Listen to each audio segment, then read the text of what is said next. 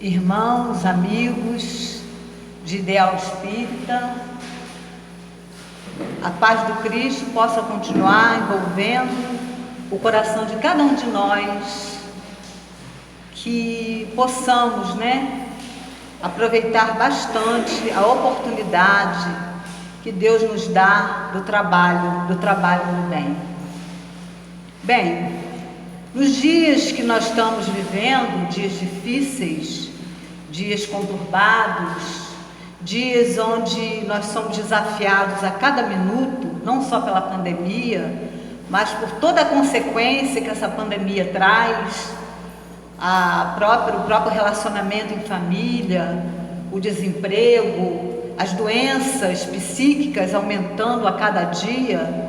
Então os desafios nos dias de hoje são muito grandes, mas não intransponíveis. Todos os desafios, todas as provas da nossa vida, nós conseguimos transpor. Todos nós somos capacitados, todos nós temos a capacidade de vencer todos os nossos obstáculos. E é para isso que nós estamos no planeta Terra, para vencer todos os nossos obstáculos que se apresentam a cada dia em nossa vida.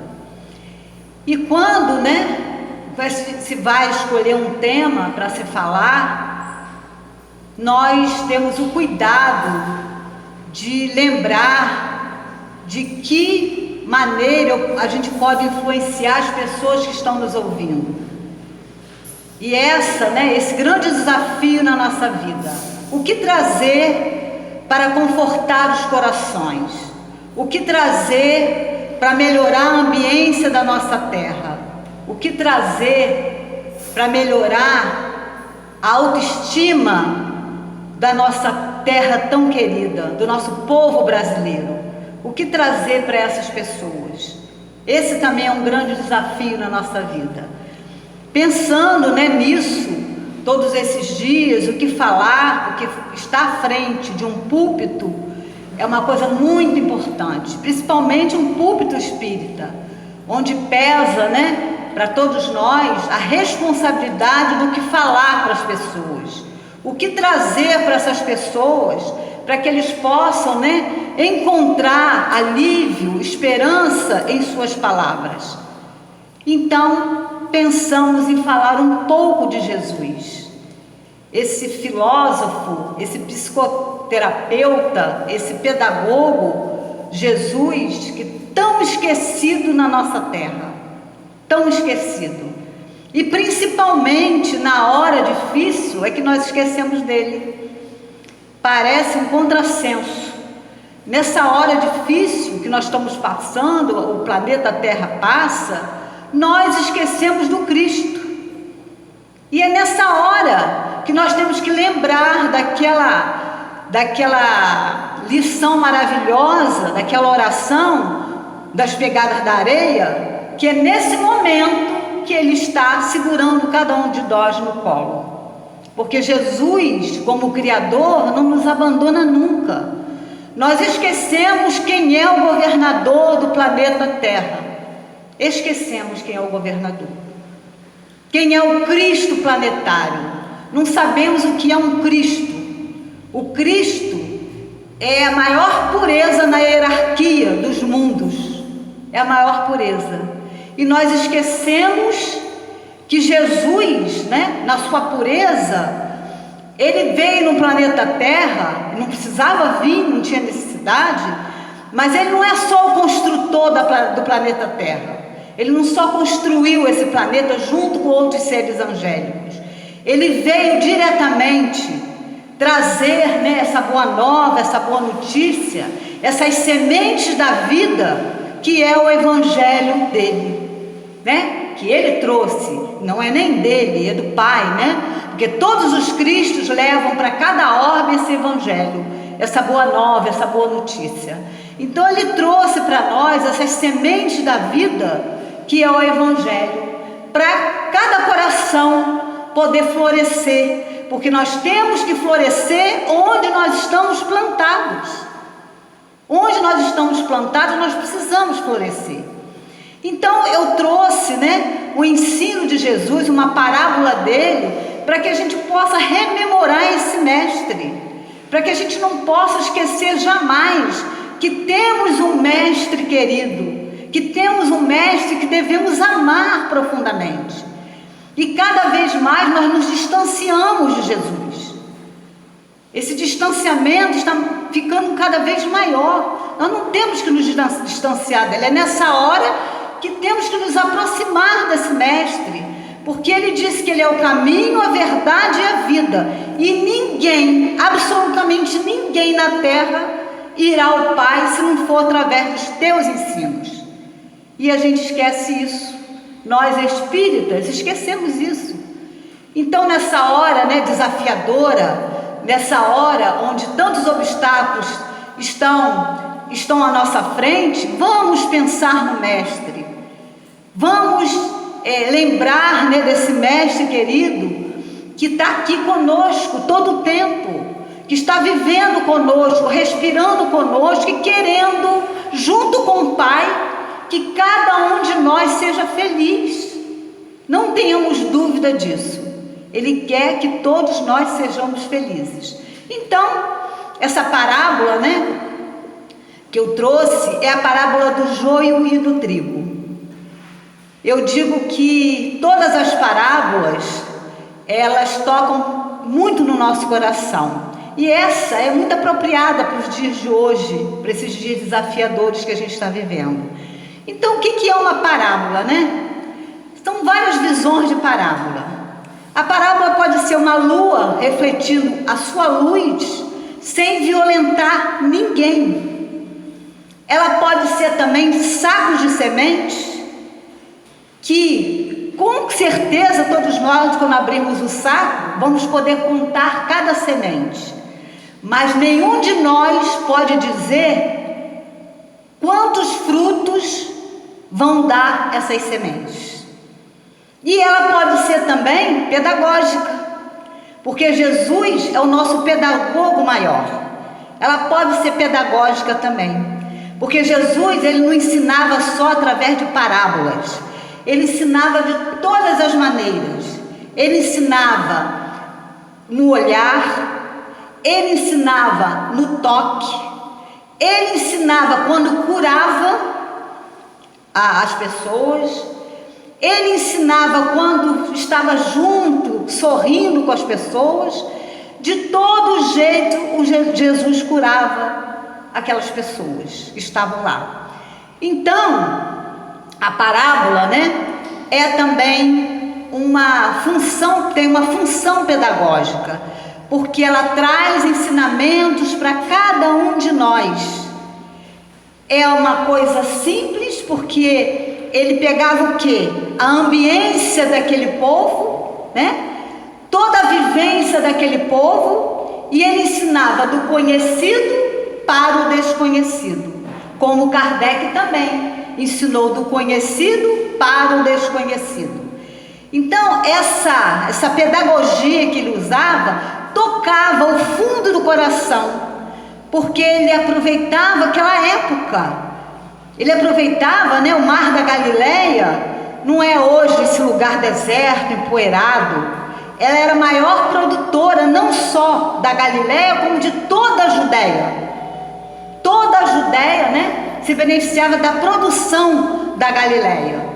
Então, aquele Mar da Galileia, aquele ambiente que ele vivia lá, ele aproveitava o campo, aproveitava a pesca para ensinar as pessoas, para que as pessoas entendam, como fazer, porque ele mesmo disse: o que eu faço, todos vós podeis fazer, e até muito mais.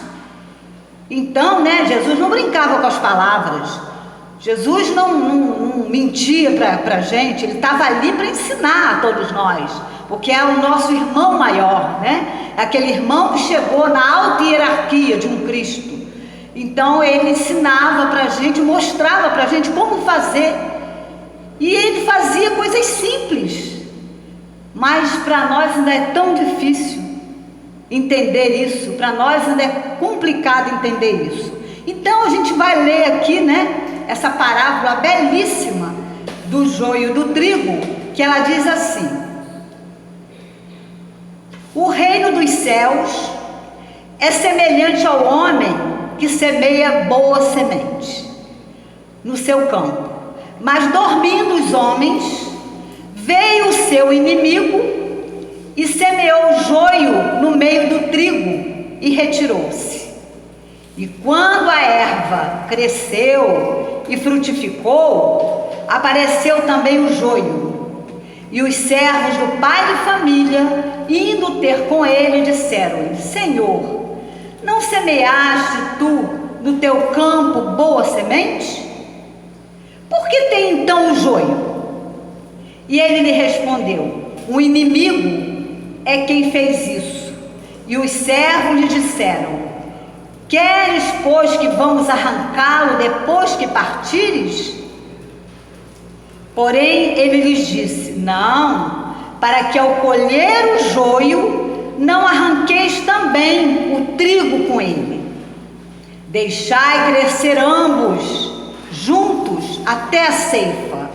E por ocasião da ceifa, direi aos ceifeiros: colhei primeiro o joio e atai-o em molhos para o queimar, mas o trigo ajuntai no meu celeiro. Isso, gente, está no Evangelho de Mateus, capítulo 13, versículo 24 e 30. Não 24 a 30, 24 e 30. Então, nós vamos vendo, né, a obra de Jesus. Qual é a obra de Jesus? É a obra da educação. Ele veio aqui, como nós falamos, como pedagogo, né?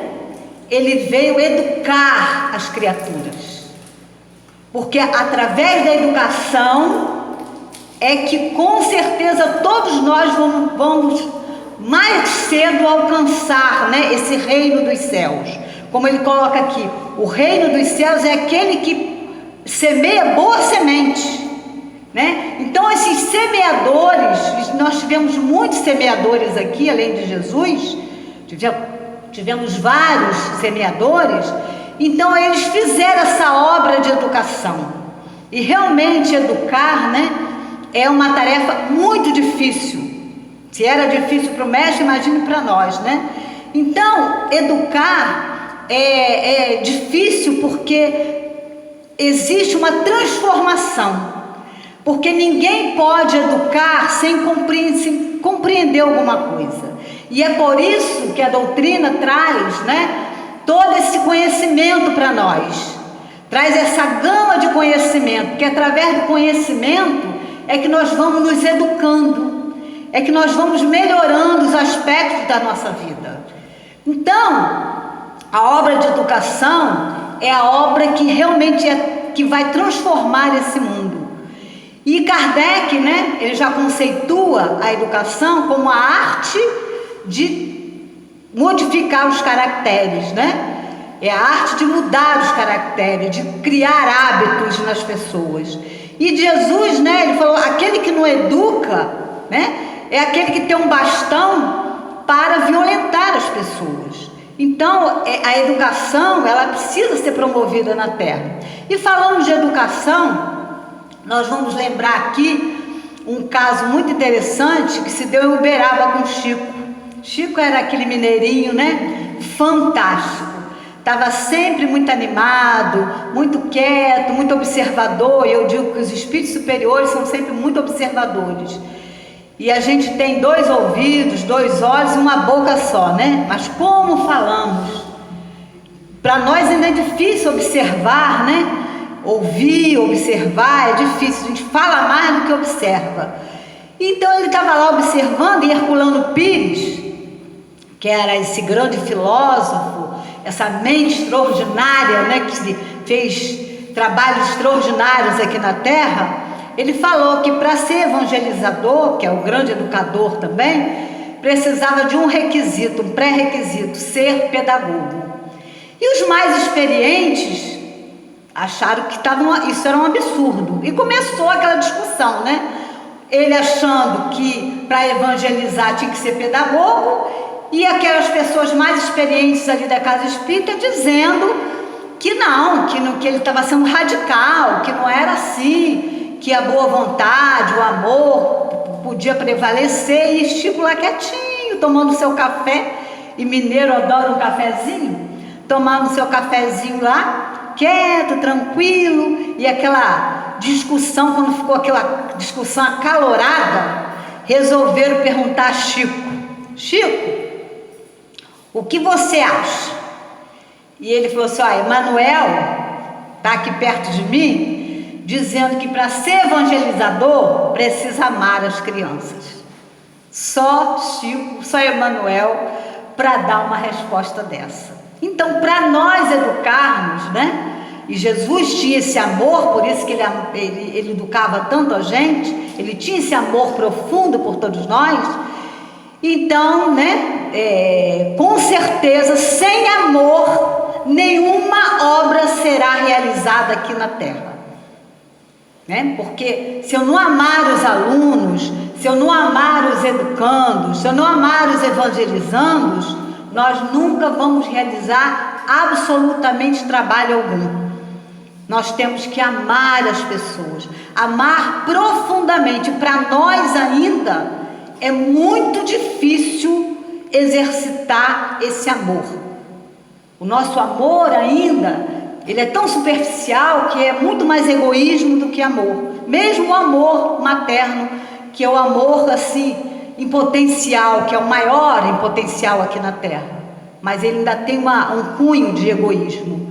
Então nós, né, precisamos amar, fazer essa obra de educação, porque só o amor pode transformar as pessoas, porque sem amor, né, nós não podemos transformar ninguém, porque vai ficar, né, falando e as palavras vão ficar vazias em nosso coração.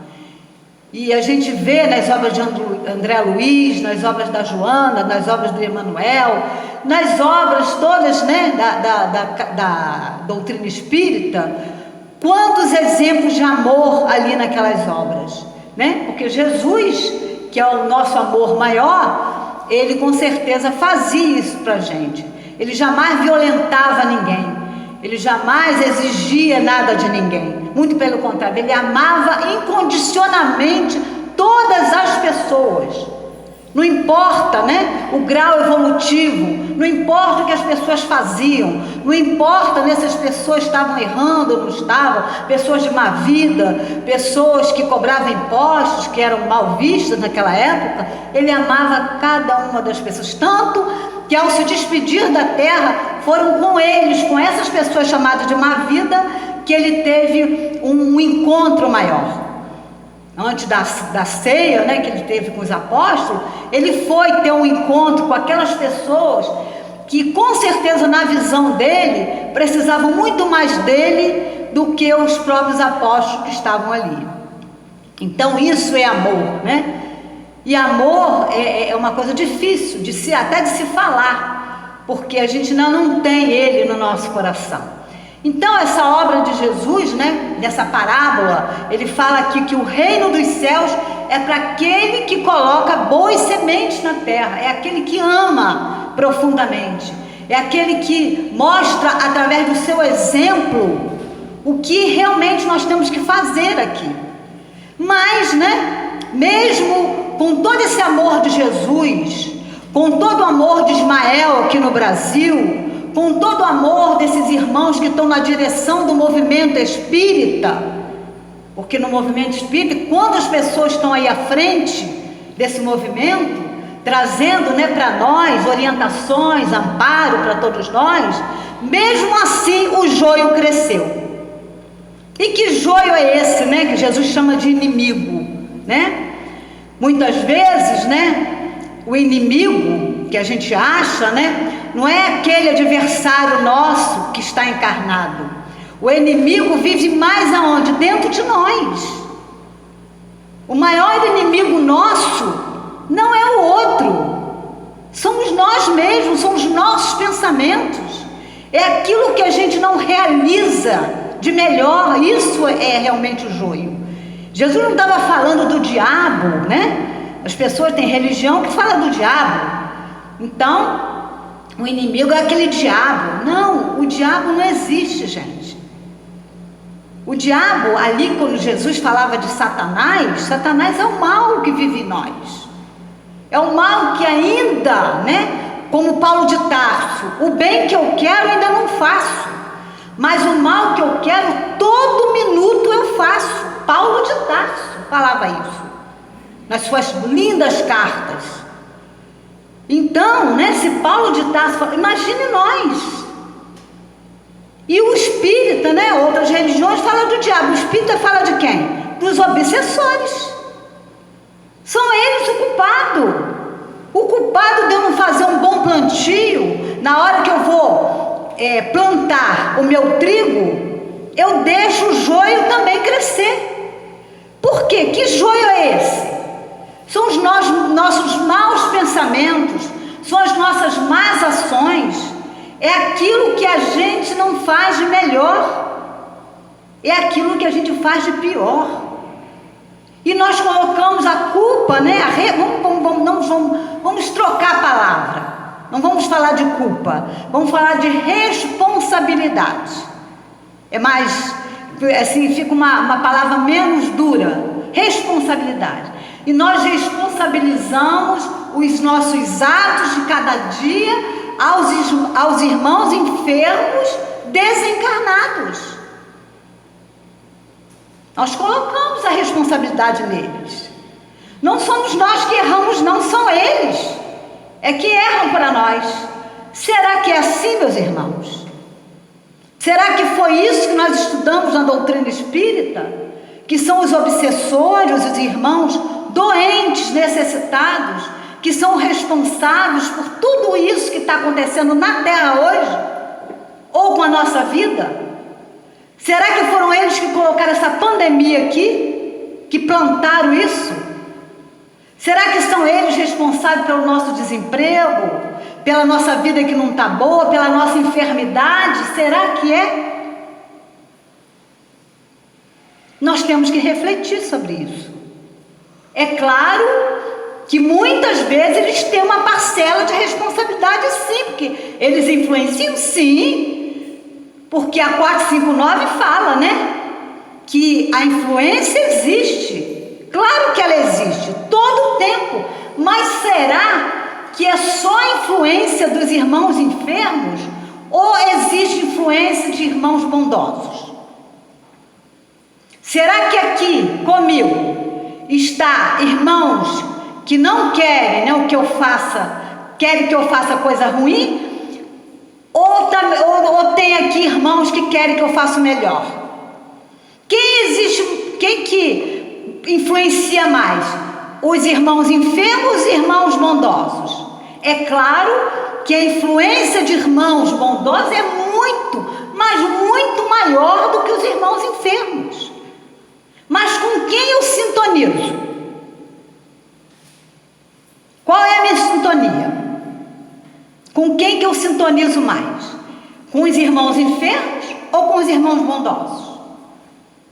Temos que refletir sobre isso, porque influencia os irmãos no nosso pensamento, nas nossas ações, muito mais que imaginais, que de ordinário são eles que nos dirigem. Mas que direção é essa? Então esse joio que está aqui junto com o meu trigo, né? Quem que plantou? Será que o nosso Criador cochilou? Dormiu? Será que Jesus ficou distraído? Será que meu guia espiritual foi embora, me largou? Me abandonou? Será que os irmãos, familiares, benfeitores, orientadores fugiram do local?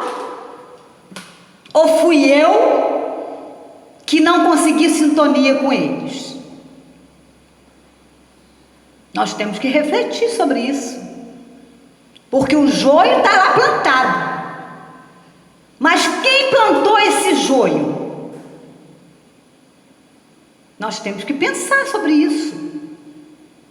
E essa parábola, né, vem nos mostrar que somos nós os plantadores, cultivadores do joio. Joio, gente, é uma planta da Palestina chamada cisânia. Cisânia em grego quer dizer planta, mas quer dizer briga, dissensão, confusão. Quem que está fazendo essa confusão toda? Quem que está fazendo essa briga toda aí? O joio que está fazendo. Os joios moram onde? Em nós. Porque Jesus disse, toda semeadura cresce. Está lá em João. Toda semeadura cresce. Está lá no Evangelho de João. Toda semeadura cresce. Mas ele diz também, origem das tentações. Está no Caminho, Verdade e Vida. Todas as duas lições. Tanto semeadura está no Caminho, Verdade e Vida, que é o meu livro de cabeceira, como origem das tentações também está no Caminho, Verdade e Vida. Cada um, aí é na carta de Tiago, capítulo 1, versículo 14, quando diz assim, cada um é tentado, atraído, engodado em sua concupiscência. Cada um é tentado, atraído, engodado na sua própria concupiscência.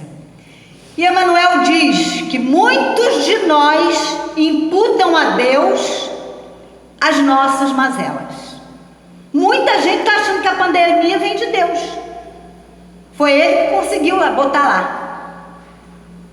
Será que Deus, sendo amor, sendo misericórdia, sendo o semeador da vida, porque nós estamos mergulhados no fluido divino, o fluido divino está aqui, nessa ambiência, está junto de mim, esse fluido, esse amor divino, ele está plantado em mim nesse momento, em todos nós.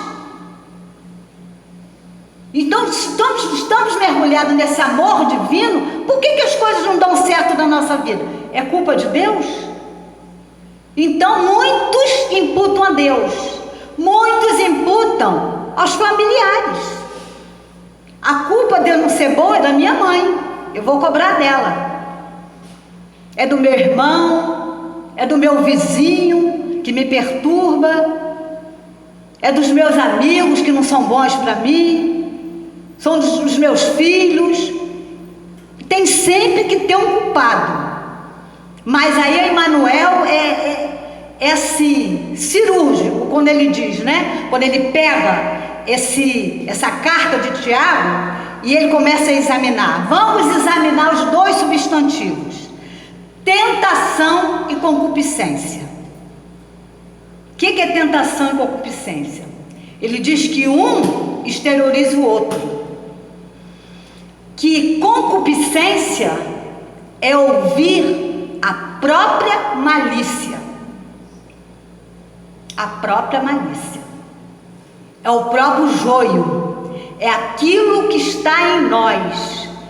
E se existe em nós, é por isso que atraímos irmãos enfermos. Porque se nós não tivéssemos o joio dentro de nós, se nós não tivéssemos males, nós não íamos atrair espíritos enfermos. Nós íamos atrair quem? Os bons amigos espirituais. Então, concupiscência, ser tentado, é ouvir a própria malícia. É esse mal que precisa ser extirpado, né? A cada minuto na nossa vida. Ele tem que ser extirpado na sua essência. E isso não é fácil. É mais fácil adquirir virtudes do que tirar o mal. E ele diz que atrair, né, o verbo atrair, nós somos todo o tempo atraídos pelas coisas ruins. Todo o tempo. Todo o tempo, porque o mal está plantado, mas o mal vem de Deus, gente. O mal vem de Deus. Nós não acabamos de falar que Deus é amor, né?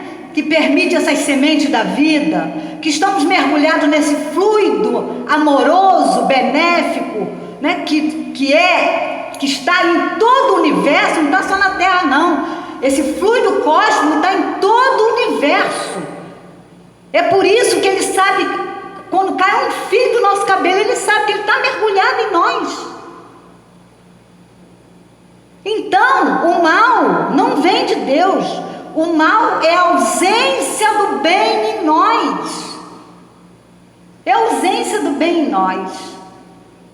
Por não sermos bons, atraímos os maus. É matemático. 1 e 1 tem que dar 2, gente. E a doutrina é assim. Ela é matemática, ela é cirúrgica. Ela mostra o fundo de cada um. Então, temos que começar a entender que o mal foi plantado dentro de nós e não só foi plantado. Nós gostamos de viver isso. Mesmo nessa pandemia, né, as pessoas estão assustadas, com medo de morrer e pasme, o espírita tem medo de morrer sim. Tem medo de morrer sim. Isso não é só da religião, não. Nós temos medo de morrer, sim. Nós temos o instinto de conservação, mas nós temos principalmente apego. Apego a essa vida, que a gente reclama todo o tempo, mas se apega a ela a cada dia. Porque morrer, todos nós vamos. É a notícia ruim que a gente tem, né? Que nós todos vamos morrer. Não precisa ser agora, né? Mas que vamos morrer, vamos. Mas temos uma notícia maravilhosa dada por Jesus que nós esquecemos. Somos imortais. De todas as notícias que ele trouxe, né? E trouxe inúmeras notícias maravilhosas para todos nós. Mas uma, nós precisamos entender, nós somos imortais. E ele mostrou para a gente que ele é imortal. Então, Jesus falava para quem? Para corpos? Ou para espíritos imortais? Quando ele traz os ensinos, quando ele mostra essa parábola aqui do joio e do trigo, o que ele mostra para a gente? Somos imortais. Vamos viver para sempre. Claro, o corpo não. O corpo se desagrega, o corpo perece, o corpo vai com certeza ser disseminado, vai ser transformado em outro tipo de matéria. Mas o nosso espírito, quer dizer, nem é nosso, o meu espírito, que eu sou um espírito, eu não tenho espírito, eu sou. Então ele é imortal. Nós vamos continuar vivendo, e é isso o medo do espírita. Porque sabe que não é bom, o que vamos encontrar do outro lado?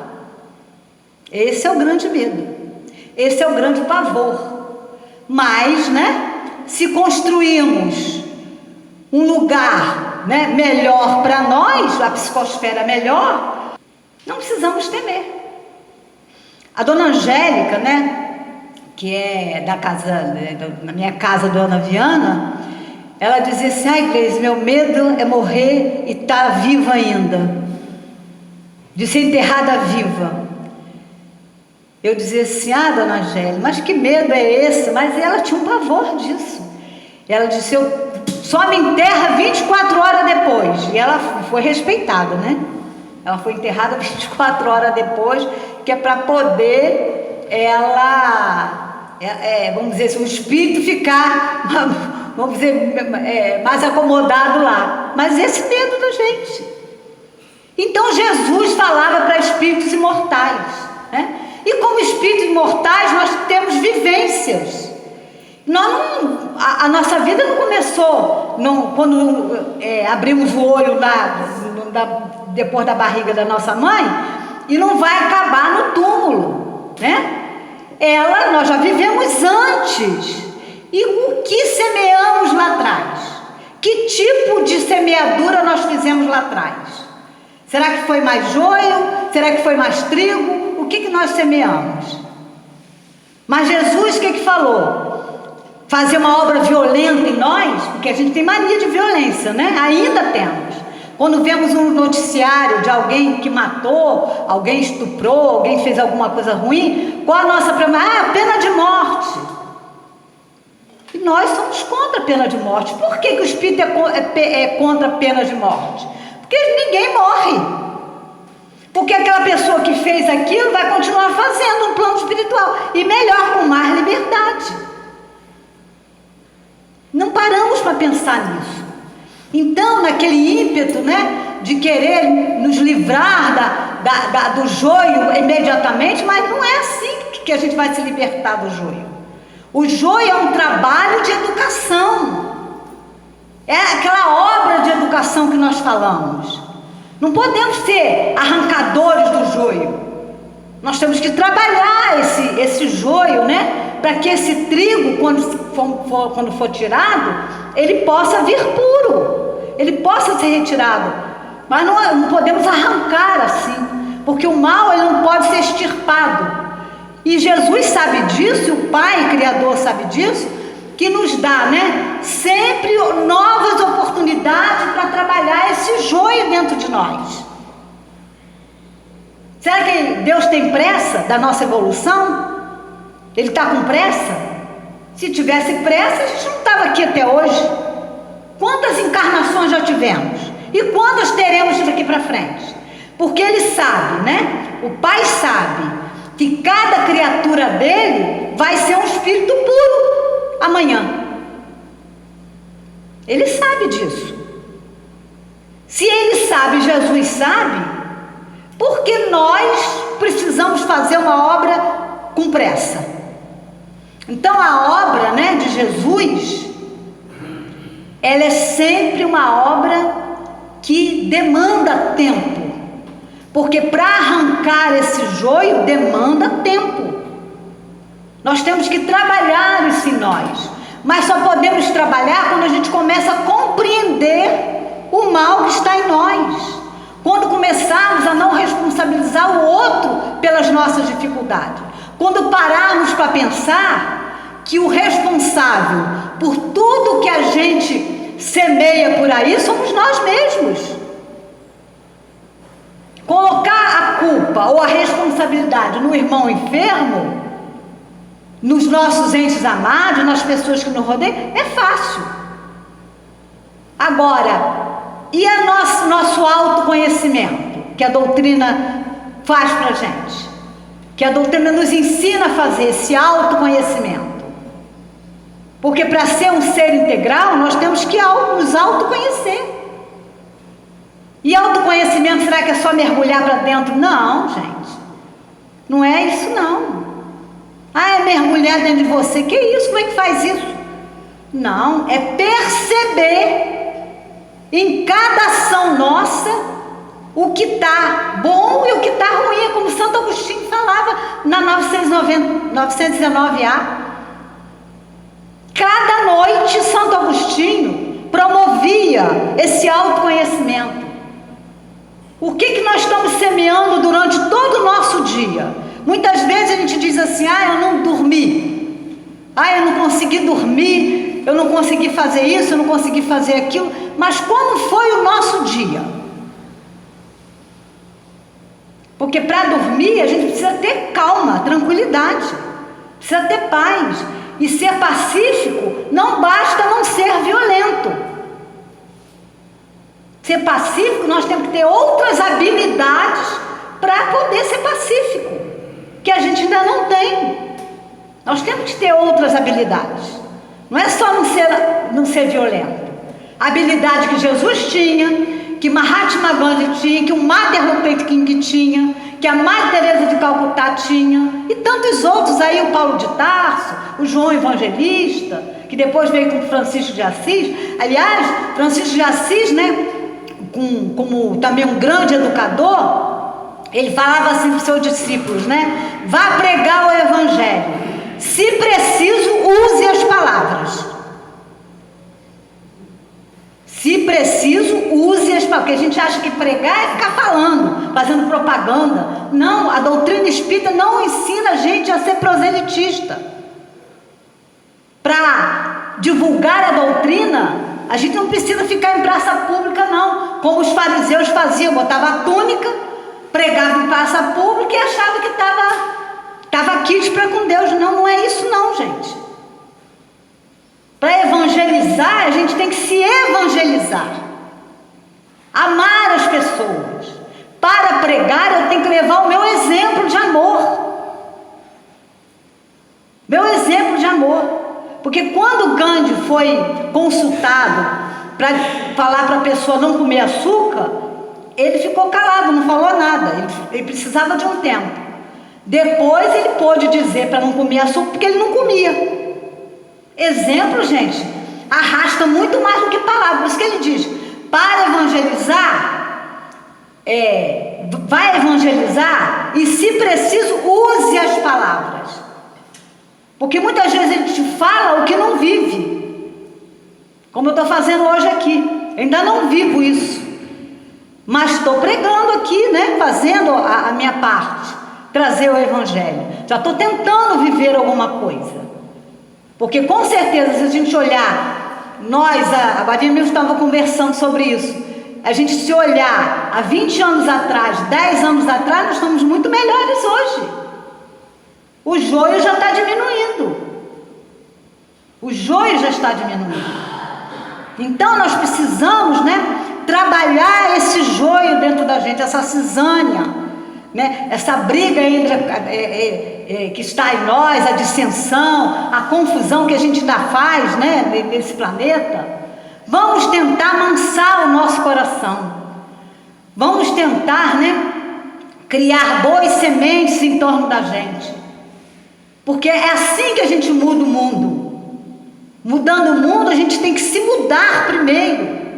Porque através do nosso exemplo é que a gente vai modificando as pessoas que estão ao nosso lado. Porque o que adianta pregar aquilo que eu não vivo? Então o autoconhecimento é isso. É eu tentar, né, fazer o melhor durante o dia para que à noite eu possa ter paz para dormir. Mas se eu vejo filme violento, se eu vejo noticiário que só me traz desarmonia, se eu brigo com meu vizinho, se eu discuto com a minha mãe, se eu discuto com meus filhos, como é que eu quero dormir? Como é que eu vou ter paz para dormir? Na pergunta 642, Kardec pergunta assim: para agradar a Deus e assegurar a sua posição futura, para agradar a Deus e assegurar a sua posição futura, não basta que não façamos o mal? Será que a gente, para agradar a Deus e assegurar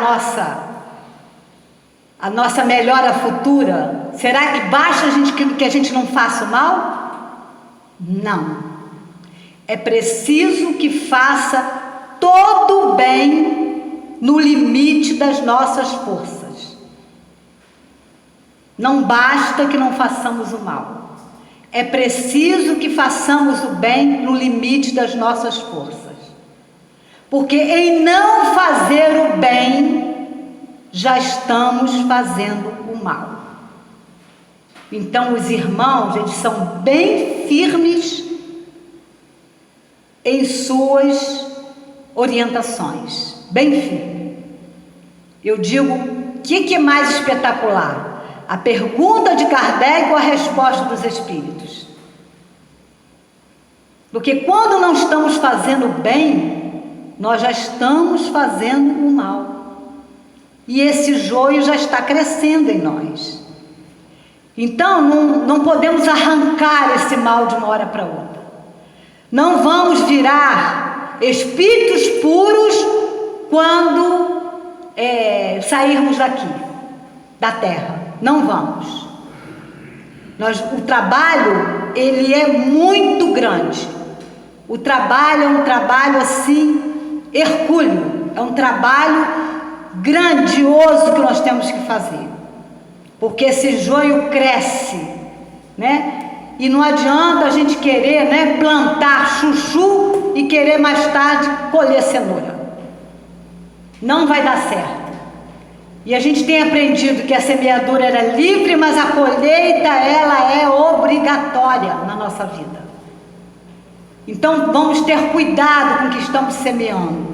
Vamos ter cuidado com os nossos pensamentos, porque o pensamento ele tem forma, e essa forma ele vai contaminando toda a nossa terra, e é por isso que há a pandemia, e é por isso, né, que o coronavírus está aí, e outros vírus estão aí, outros vírus, não é só o coronavírus que está aqui, e outras doenças estão, porque através das nossas maneiras, da maneira que a gente se comporta na terra, o que nós estamos pensando, o que nós estamos emitindo para o planeta Terra, qual é a nossa vibração, o nosso lar, todas as 18 horas no nosso lar, lá é uma obra de André Luiz, pela psicografia de Chico Xavier, 18 horas eles fazem oração. E que bom que a gente também forme uma corrente, né, de oração às 18 horas, que eu estou fazendo isso. Então vamos formar uma corrente de oração, vamos pedir para o planeta Terra, né, vamos contribuir para que esse planeta ele realmente se regenere o mais rápido possível, ao invés de ficarmos responsabilizando as pessoas, os espíritos, a Deus, a Jesus, como se eles estivessem dormindo, como eles não estivessem atentos, e digo, as coisas não estão piores porque eles estão atentos, porque eles são amor puro.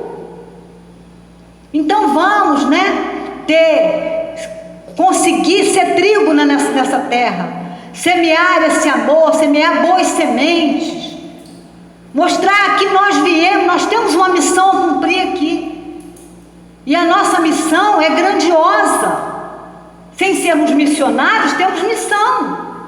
Nós temos que fazer parte da obra da criação, vamos ser co-criadores, vamos ajudar na psicosfera desse planeta. E vamos colocar Jesus e Deus dentro do nosso coração. Vamos entender esse mestre. Vamos entender, né, o quanto ele fez pela humanidade. Essa boa nova está aí, vai ficar sempre esses ensinos junto do nosso coração. Então, gente, né, que possamos aproveitar bastante a oportunidade de estar na terra, que possamos semear esse trigo, que possamos, né, retirar esse joio aos poucos, porque com certeza tem que ser aos poucos. A obra de Jesus, né, não foi feita num dia. E nossa transformação também não vai ser feita num dia. Vamos aproveitar e deixar que esses ensinos, que essas sementes toquem em nosso coração, que vibrem em nós e que façamos, né, de nós instrumento da vontade de Deus. Muita paz, que Deus nos abençoe. Um beijo no coração de todos. Bem,